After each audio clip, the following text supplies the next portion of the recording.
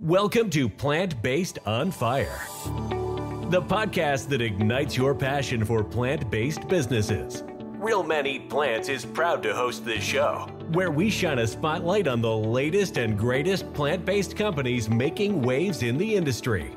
From startups to established brands, we'll explore what sets these businesses apart, what challenges they've faced, and what their vision for a more sustainable and ethical food future looks like.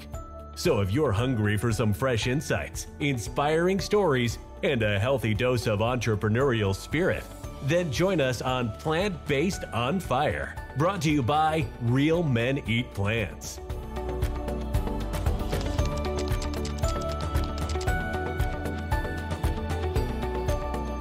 Hello, everybody, and welcome to Plant-Based on Fire, where we talk about plant-based businesses and their inspiring stories to thrive in our industry. I'm your host, Brian, and joining us today are Tracy Childs and Steven Sarnoff. Tracy co-authored the new releases, America Goes Vegan, with one of our other fellow podcasters, Glenn Merzer. And she's also contributed many recipes to other books, including Food is Climate and Handbook to Higher Health Consciousness. She's a certified nutritional consultant and has many other things going on, including the launch of Tracy's Real Foods with her husband. So producing uniquely whole food plant-based products serving San Diego, and I believe you're shipping those goodies everywhere nationwide, right? So welcome to the show, Tracy and Steven. Thanks for being here. Thanks for having us. Thank you, Brian. Hi, and everybody. we were talking right before we hit record here, and there's some other titles I missed, so hit me with those because I didn't have those written down in my intro. You got your own podcast as well. No, I don't have a podcast. Oh, it's the I'm sorry, it's the Plant-Based Pod, right? Right? Yes, it does have pod in it. Yes, so I have it's called Plant Diego, and it's a PCRM pod. We used to be with Plant Pure Nation, and if you haven't seen that movie, I really recommend you see Plant Pure Nation that came out in 2015. It inspired a movement across the country to start these whole food plant-based Plant Pure pods to support people along their journey towards plant-based eating. We accept people no matter where they're at along that path, and just want people to feel good in their skin when they're adjusting and switching over to this type of lifestyle, because a lot of people want to do it, but they don't have anybody in their lives that's doing it. So, Absolutely. Yeah, and so you feel kind of isolated, and I know I did. When I became vegan in 1990, I didn't know hardly any other vegans. When I became vegetarian, I didn't know any other vegetarians. Yeah. So, it's so near and dear to my heart and to our heart to support people. And, and the more people we support, the longer they're going to stick with it and get healthier and do better for the planet and the animals as well. So. That's right. And I know I've been working on this for 14 years myself. It sounds like you've been doing it longer than that. What was the pivotal moment that led each of you to embrace this whole food plant-based lifestyle? For me, it was I was always a vegetarian at heart because I never liked meat. Yeah. And didn't like milk. So, or vegan at heart, I guess. And I was very picky about those things. So, so when I found out that was a thing, I mean, seriously, this was a long time ago. Yeah. And there was nobody else doing it, and I found out that there was such a thing as vegetarian. So I told my mom, I said, "Yeah, I'm going to be vegetarian." She was like, "Okay." That's good. So learn how to cook, girl. Yeah. Yeah. So I was 17. I learned how to cook, and even went on an exchange, lived with another family that was all meat eaters. But you just stick by it, and once you decide to do it, you just put on blinders and you just eat that way. Yeah. And but as far as the health aspect, I've always just been interested in eating for my health. I think I kind of grew up that way. My family's from Idaho, so we ate a lot of vegetables just by nature. Yeah. And my mom always had vegetables on the table, so I always liked them. Good. So it wasn't hard for me. For me, I was not a vegetarian at heart. Back in the 1980s, when we were going out, people would ask me, "Are you a vegetarian too?" And I'd say, "Those are fighting words." But what changed for me was around 1988, when we were getting married, I actually thought about it and decided to eat consciously. And then it became very easy for me to become vegetarian and vegan. After that, it all really was just a matter of thinking about it. Right. Someone asked me once, offered me chicken, and I said, "I don't eat chicken." And they were puzzled. They said, "Why not?" And I said, "Well, it's not food."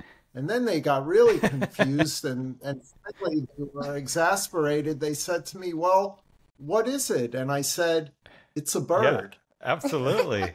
And so if you don't think of it as food, if you think of it as the animal, it really helps you to not want to eat that stuff I always anymore. like to point out in front of the restaurant. Tribute to cruelty to Yeah. animals. And I didn't believe him. When we were getting married and he said, "Okay, I'm going to be vegetarian." We'd been dating for 6 years. And like he said, he definitely was a meat eater. And we went to people's barbecues and, he loved to eat meat. And of course, he got used to eating the way I cooked. So I never cooked meat. Like I wouldn't cook him meat. So he, he's a guy, he eats everything. He was like, he loved my food, but he loved that food too. But I still didn't believe him. You want to tell that story? There's so many stories. We don't have enough time. Well, I do like to point out, like, in front of the restaurants, they put the picture of the alive animal before you go in. Like, it's just completely silly. So tell us, this is the business side of the podcast. So tell us more about Tracy's Real Foods. How did that come about? What inspired you to help provide those healthier convenience options to your community and those beyond? So I've been a nutrition and cooking instructor with the Physicians Committee for Responsible Medicine. It's a Food for Life instructor with ever since 2005. And so I was out in my community teaching how foods fight cancer and diabetes classes, weight loss classes, all based on basically the same diet, which is just increasing the amount of fruits and vegetables, lowering the fat in your diet, which is something a lot of people don't understand, but, really just helping with that and guiding people along the way. And so when I, and then I always was developing my brand over time. Just, always liked sharing food and I liked, just letting people know about it and also just, developing my brand and having fun with it. And this is my brand, Tracy's Real Foods. So I was sending things to family and as gifts. And so when the pandemic hit, the two of us, we decided, I couldn't teach my classes in person anymore. I wasn't really enamored with teaching a lot online. And we just decided to go for it. I'd been also already thinking about, at least part-time doing Tracy's Real Foods or something like it. And so we just jumped right in and did it. We started locally and learned how to ship our stuff nationwide, develop more products. But we started out with these cookies. So these are like carrot cake spice cookies, and thinking outside the box as far as ingredients, you can see that there's lentils in there. They're date sweetened. They're all fruit sweetened. They taste like carrot cake, and they're still sweet, but they're a treat. And my goal is to have guilt-free treats, because I think a lot of people, they may have the main dishes down, but then then they're still, I want something sweet. So I thought, okay, let's just try these cookies. And so they've been tremendously popular. People have, we have a huge following. We have subscribers not a huge following, but we have a following. And we have subscribers that are very loyal and just get their cookies every month. I've been looking at the pictures on your website, and they look phenomenal. So I want some. Yeah, so make sure you go to tracysrealfoods.com, check out the pictures of the cookies, and yeah, they're tasty and they're moist cookies, and they're basically. And the other thing I wanted to make sure is that they're nutritionally balanced. Most cookies are just white sugar, white flour, oil, basically, and then flavorings. And so I wanted to think I didn't want to use any of that except the flavorings. For many years, people who tasted Tracy's foods, they would invariably say, you should sell this. You should sell your food. And so finally we decided, all right, let's do that. And that's how we started. Yeah, so that was 3 years ago. We actually started in March. As soon as we were like locked down, we were like, okay, well, what are we gonna do? Let's make cookies. So we just started. We found a commercial kitchen to rent and started cooking. And then we do pop-ups around San Diego area, selling our cookies and stuff. And last time we did Buddha bowls too, to have a fresh food option that was healthy. I am a cookie monster, so I can't wait to get an order of these and try these out here. I know Glenn has said good things about them as well, as I've been talking with him. What were some of the challenges? Like, we're trying to help other plant-based businesses grow and expand their businesses, or even take the plunge and get started. You said, hey, it's pandemic time, we're going to do this. We dove in. What were some of the challenges you faced transitioning from that coaching, teaching role into launching a food-based food business? Yeah, you find out it's completely the opposite thing. I mean, it's still the basic food. I really have my standards, and I stick with those. And I always have standards when I'm teaching my classes of what kinds of recipes I present. So I have my standards of oil-free, and as organic as possible, and all that good stuff. But that's where then after that they don't really that goes this way, because it's just a whole nother animal, entering the food business. Yes, you are. Getting all the certifications. Luckily, I had this guy help me. We're going up against Big Cookie. Yeah, it's like. We're David.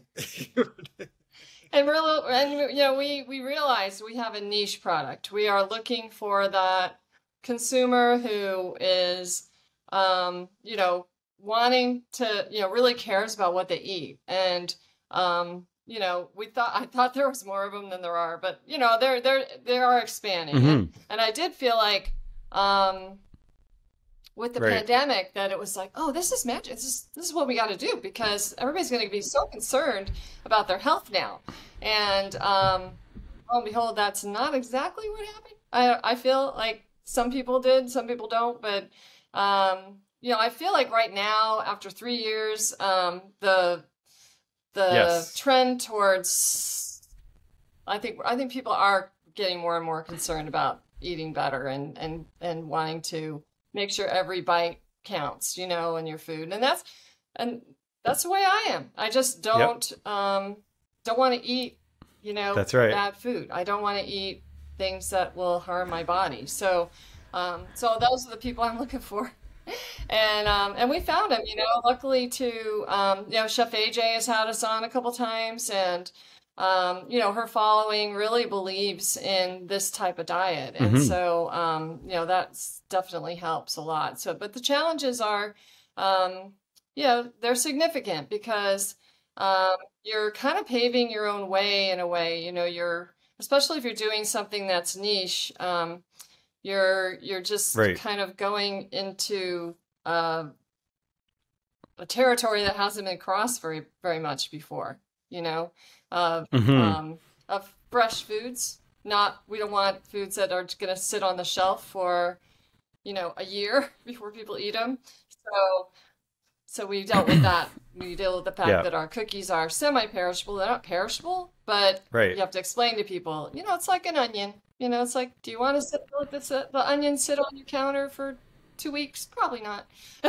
And for business, it's challenging in this environment where costs are going up, and we try and keep our cookies affordable for people. So it's a tricky balance to It still sure have is. the highest quality ingredients, but I know I want to take a not quick have an pause. outrageously priced product. Yeah.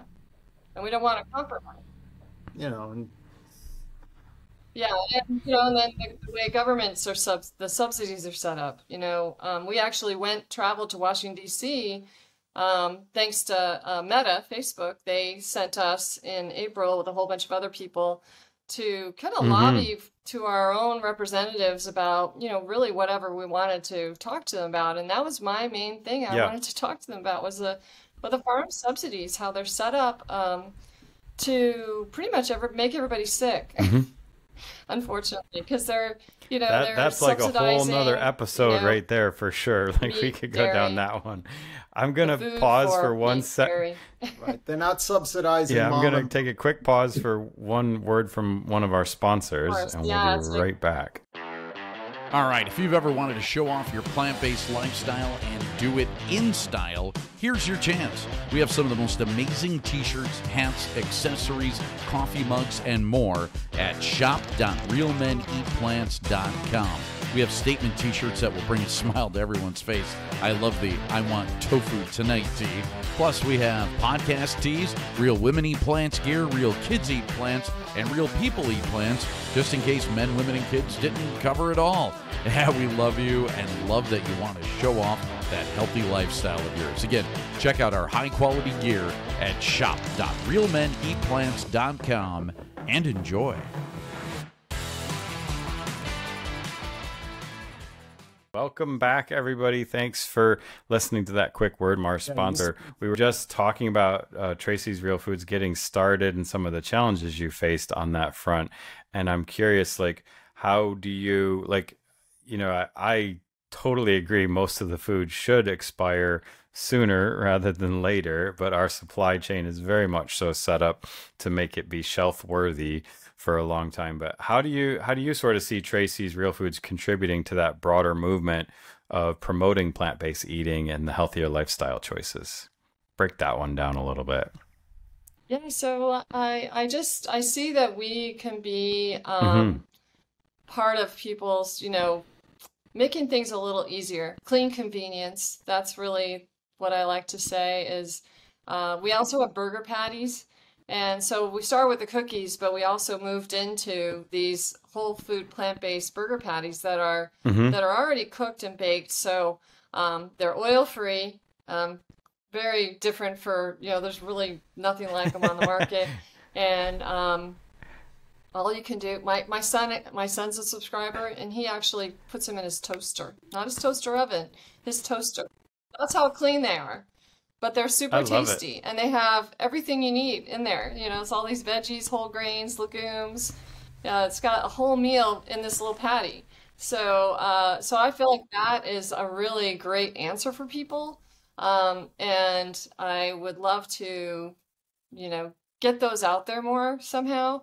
So I really encourage people to really give those ones a try. And they're super popular, right? We have somebody in Iowa who orders like 5 or 6 every couple months. Packages. Yeah, packages. Tracy's Foods make it easier for people to go vegan and stay vegan when they see that, it's not as hard. A lot of people think it's too hard to change the way they eat. And we help that, we show them that it's not as hard as they think. Yeah, we want people to understand that, your food can really taste good. You can be satisfied with your food. Even without all these things that you grow up and you're conditioned to eat. That's right. You're conditioned to eat a certain way. And the salt and the sugar is hiding everywhere, even if you give up the meat. Because they're not want to go down the same path. I guess I'm not. I don't think of myself as a chef. I love to cook, but I usually follow the recipe exactly. So I'm so curious to peek inside your mind about the insights and the creative process of how do you come up with these amazing, unique cookie ideas? How do you come up with these patties and experiment with them and see? Is Steven your guinea pig, or what failed experiments have you had?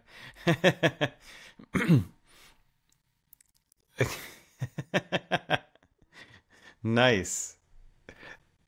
She's a wizard. She's a food wizard. He's got a big appetite. She crinkles her nose, and there's the.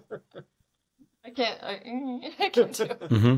But yeah. So when you look at, say, one of those healthy cookies, and I was making them with just bananas and Mm-hmm. oats and things like that. And that's great, but sometimes they're a little lacking as far as maybe not as moist as you'd like or flavorful as you'd like. So, so I kind of took the basics of those types of healthy recipes that I've been making. I found, I used to work for Dr. Furman, so I've got, his recipes in my mind, and I've got PCRM, and I've been cooking with them, their recipes since like 2005. So, so I had that basic basis, but when I want to add moisture, I want, what does oil do? That's what I thought outside the box with. It's like, okay, what does oil do, and how do I replace it? Well, what is oil? It's just fat, right? And so it's so I still thought, well, we do want to include fats. We need fats, but we want the whole food that goes along with it. So, for instance, these carrot cake cookies, they have the whole food fat in them. They have almond flour. And then I didn't want to use sugar, so I used dates. So dates and sugar, I mean, they're not the same thing, right? Sugar is just this processed powder. I use the whole dates. So I had to okay, how am I going to make these into a cookie? And then also lentils. That's kind of just crazy, but well, I kind of went on the brownies, the black bean brownies that I've been making for a long time. And so how did I make those? Well, so I thought, let's just try lentils. And you know what? I like them better. So, and they're easier to cook. They're easy to digest. Nobody has a problem with lentils. So, so it's just all about thinking about the ingredients that go into normal baking, and I know I use the flax substitute quite a bit. So what are some of the future plans or expansions for Tracy's Real Foods? How do you envision its growth? So it's really a no-brainer. Well, we just want to try to grow sustainably. We've seen a lot of anecdotal examples of businesses that grew too fast and expanded too quickly. So I hope we can get our challenge is to grow in a sustainable way. So hopefully we just do more and more and keep growing and get more people to know Tracy's Real Foods.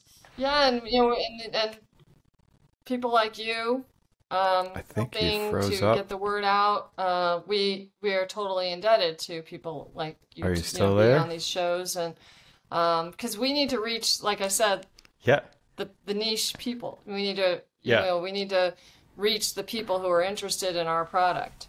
I mean, the whole world is interested, I want to say, but they need to get educated. And so, and that's another thing that you're doing is helping to educate people by having the podcast and having this content. And so, I feel like we're all on the same team too. So what? So we're just looking to. So what advice would you give to other plant-based entrepreneurs out there as they're starting their journeys or growing their business? Any tips and tricks for the newbies out there? We just have a plan of what you want to do, and don't be shy about approaching. I love it. People. So tell us one more time, how can we support your business? What's the website and the social media handles one more time? Let's get the word out. Let's see what you got. Yay, thank you. Tracy'sRealFoods.com and at Tracy's Real Foods on Instagram and Tracy's Real Foods on Facebook. So, and we're, we're creating content too, educational recipes and information out there. So we're not just looking to sell you, our product. We want to, guide people along the way too, and give value to our subscribers. And, you can sign up on our website too, and you'll get a code to order later or now, whichever you like. So, Tracy loves to share her knowledge and information with people. That's what really gives her a great joy, is helping others and sharing what she knows. It's great. It's what's so gratifying to us is just seeing how everyone loves everything she does. So it's really, for me, it's very gratifying. Absolutely. Yeah, we get thanked so many times by different people saying, You can't have cookies every thank meal, you for right? What you're doing because yeah, just like clean convenience is really important for people. Like, I'm not saying I'm the answer to every I love single it. meal, but For me, she is.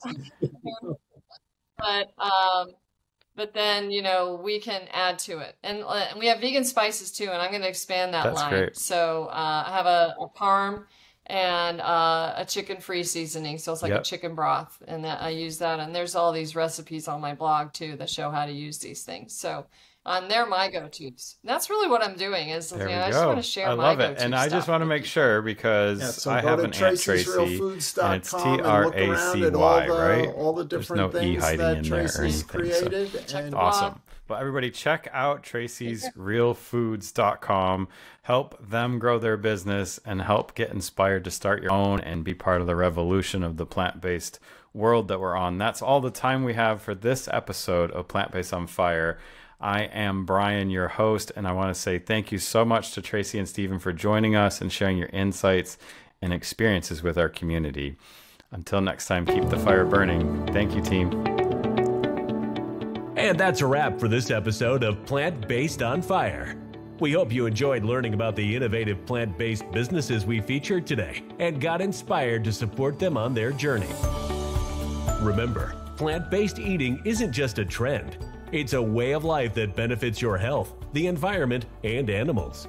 By choosing plant-based foods, you're making a positive impact on the world and helping to create a better and more compassionate future. If you want to join the Real Men Eat Plants community and get even more resources to help you go and stay plant-based, check out our blog, podcasts, and 30-day challenge at realmeneatplants.com. Thank you for tuning in to Plant-Based on Fire, brought to you by Real Men Eat Plants. Head over to Apple Podcast and give us a review and let us know what you think of this episode. Don't forget to tag us at Plant-Based on Fire when you share this episode in your preferred social media. Wish to be a guest? We need to know about your plant-based business. Email us at pbof@realmeneatplants.com. We love hearing from our listeners. Thank you to our guests and to you, our listeners, for your support, and see you next time.